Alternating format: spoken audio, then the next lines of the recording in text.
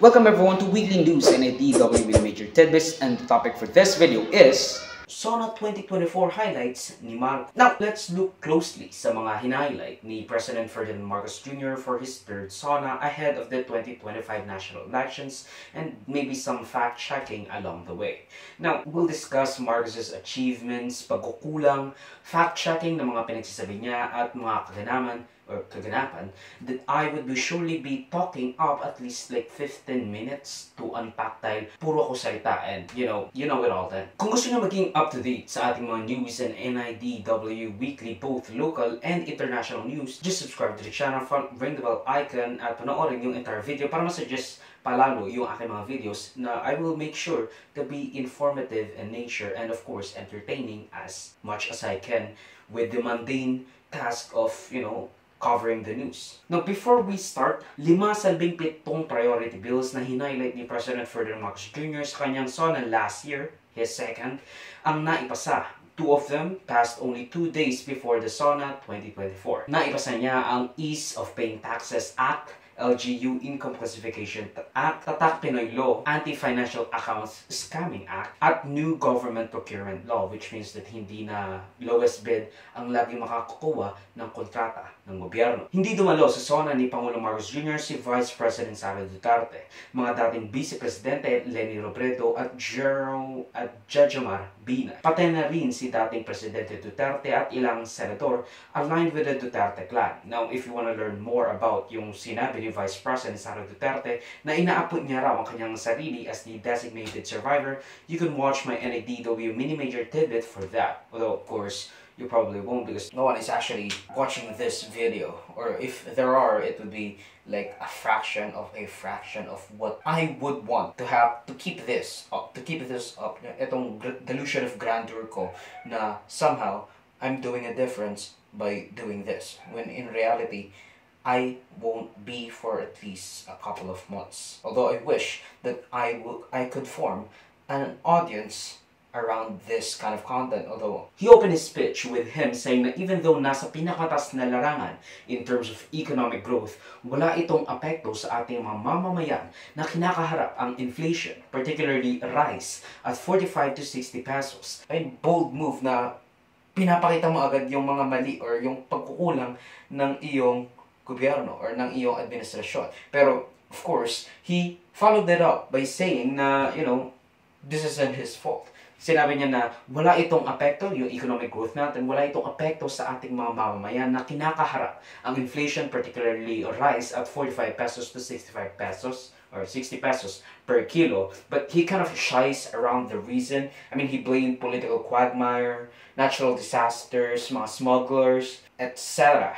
He answers all of those hinaing ng ating mga kababayan with basically, okay, we hear you and the world will hear us. Ano yan yung sinabi ni Bush nung nasa rubble siya noong 9/11?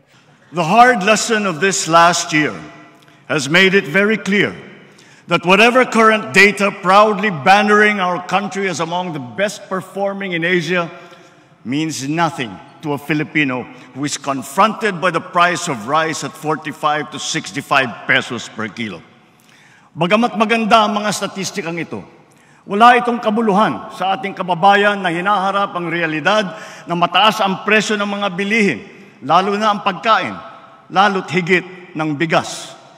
Totoo, puwersa ng merkado sa ating bansa at maging sa buong daigdig ang siyang nagdidikta ng presyo. Bunso dito, halimbawa, ng giyera, problema sa supply, at puwersa ng kalikasan, tulad ng El Nino, na naranasan din sa ibang bansa. Basta yan, and the people who knock these towers down will hear from us soon or something. I don't know. Pero yun nga. The nation stands with the good people of New York City and New Jersey and Connecticut as we mourn the loss of thousands of our citizens. I can hear you.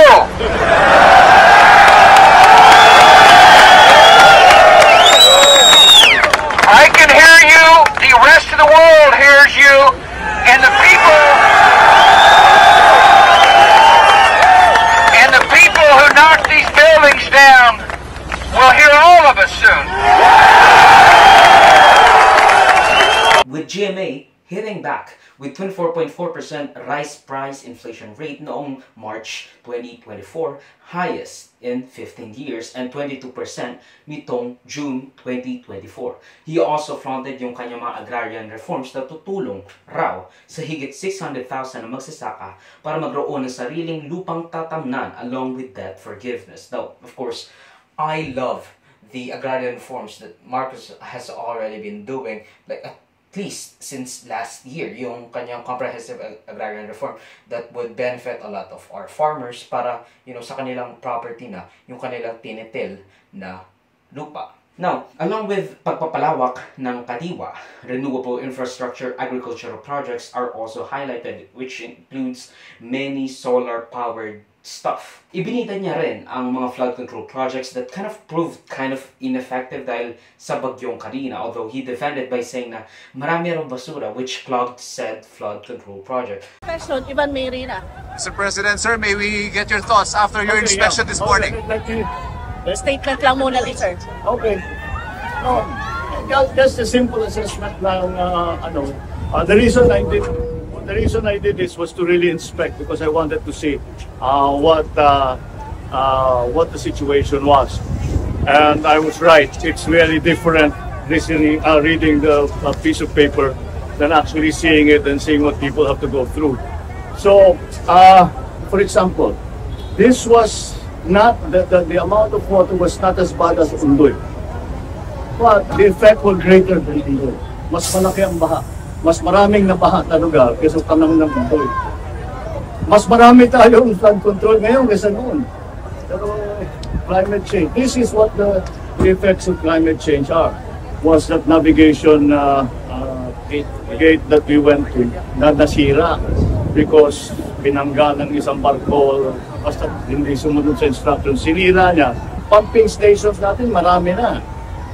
Yun, nagka-problema lang, sana matuto naman ng tao, huwag kayong nagtatapon ng basura dahil yung basura yun ang nagbarad doon sa mga pump natin. Kaya hindi kasing effective na pwede.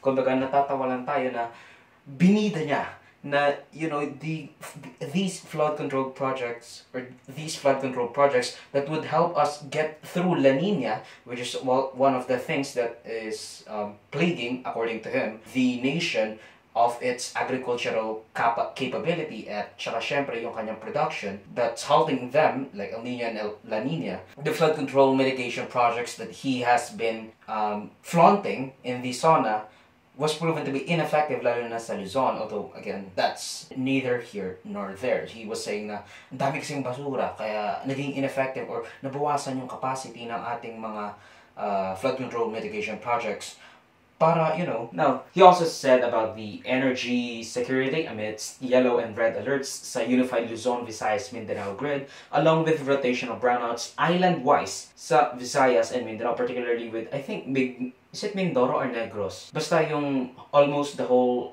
island was proven to be inundated with the fact that they do not have, reliable electricity. He addressed concerns sa mababang proficiency ng ating mga mag-aaral sa elementarya at high school, highlighting the need to focus the Department of Education's efforts sa paglinang ng utak ng mga kabataan at ang role ng teknolohiya at infrastruktura sa goal na ito pati na ang proficiency ng ating mga guro, habang iginagantera niya rin ang progression ng salary ng ating mga guro, which meant that according to him, na magsisimula ka sa Teacher 1, hindi ka magre-retire when you're 60 or 65, still in Teacher 1. So that's kind of good, I guess. Pero whatever. Ibinigay niya rin ang lowest unemployment rate na nakuha ng kanyang administrasyon this year lamang, I think. Pero yun nga, on the first quarter of 2024. Now, social safety nets sa mga mahirap, of course, he flaunted, of course, yung 4Ps at yung mga reintegrating social safety nets and social security systems that could benefit the beneficiaries of the poorest of the poor, including the 4Ps beneficiaries. Social safety net sa mga mahirap, investments sa people resource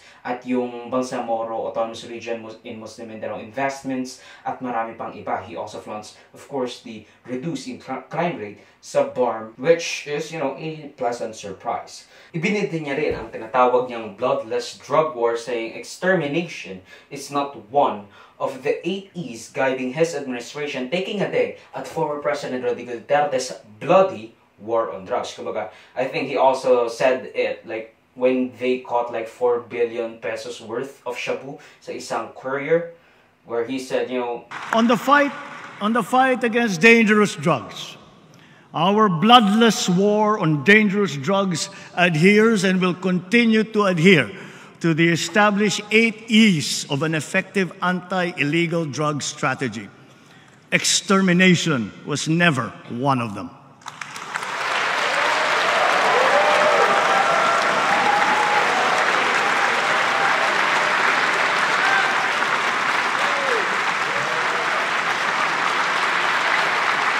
Walang namatay, walang nagputukan, walang nasaktan. Basta't inoperate natin ng dahan-dahan, yun naman dapat ang approach. Para sa akin, yun dapat ang approach sa drug war. Now, he maintained that the Philippine sovereignty on the West Philippine Sea, saying na hindi ito katang-isip lamang. We do not escalate but neither will we back down. Ipaglalaban ang ating karapatan at soberanya sa West Philippine Sea. The Philippines cannot yield. The Philippines cannot waver.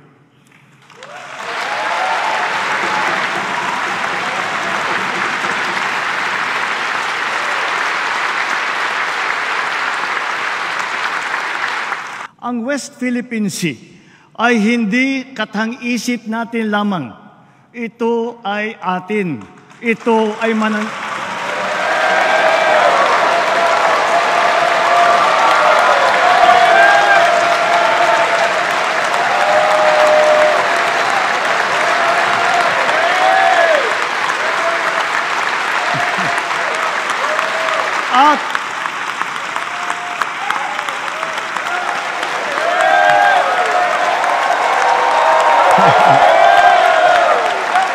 At ito ay mananatiling atin hanggat nag-aalab ang diwa ng ating minamahal na bansang Pilipinas.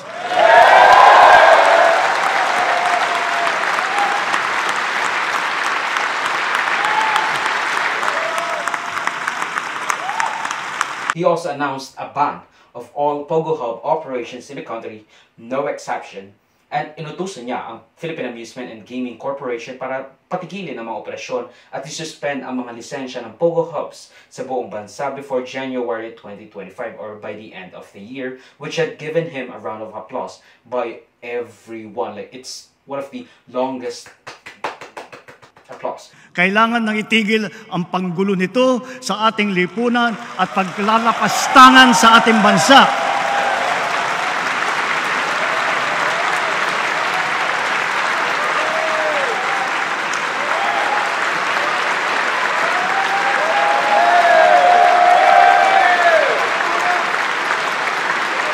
Effective today, all Pogos are banned.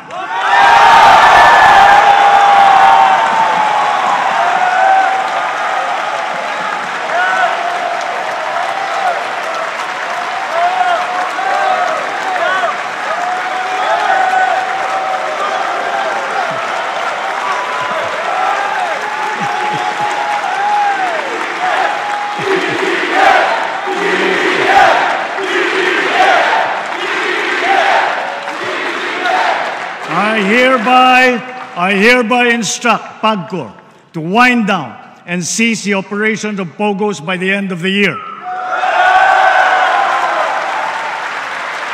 The DOLE, in coordination with our economic managers, shall use the time between now and then to find new jobs for our countrymen who will be displaced.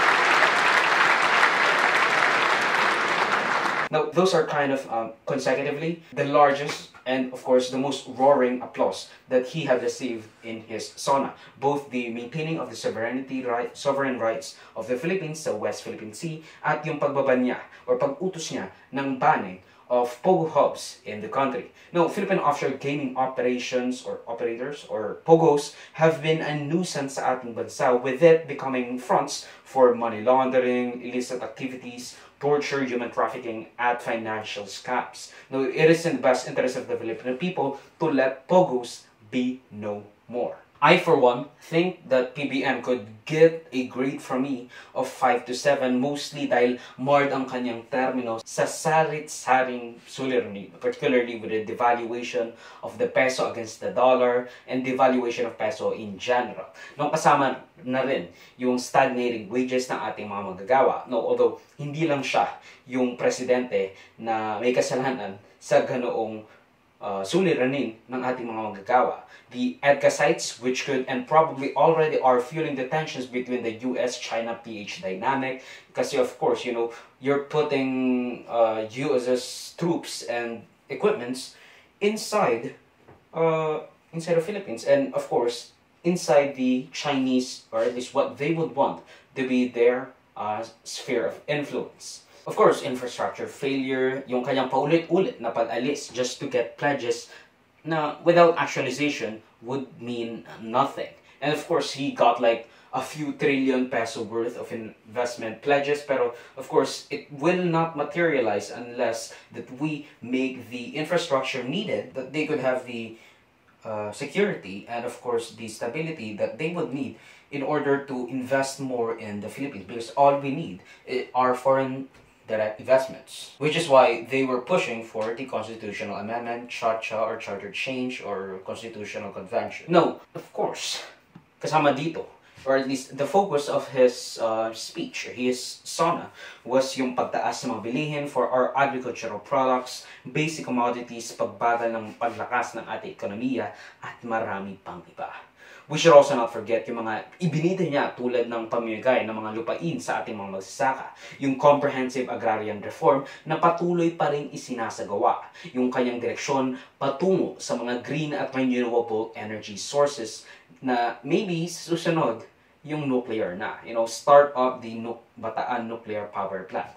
Now, pag-i-invest sa infrastructure through PPPs or public-private partnerships or private-public partnerships, and yung pagkontrata sa rehabilitasyon ng NAIA with San Miguel Corporation for a few years, going through transportation infrastructure upgrades. At syempre, of course, we can see that from NSCR to LRT1 to the subway. I mean, of course, I don't think that he was the one that actually initiated those transportation infrastructure upgrades and projects, but you know, he's going through with the plan. Of course, a relatively strong economy and growth kahit na hindi inaabot yung ating true potential, or even their targets alone. Kasi I think they missed it by like 0.5%, 1%, but that's besides the point. And of course, ang kanyang decision to ban POGOs nationwide, which is kind of a big deal, which also bumps him up a grade or two sa ating scale of the president's year. I'll think of something better.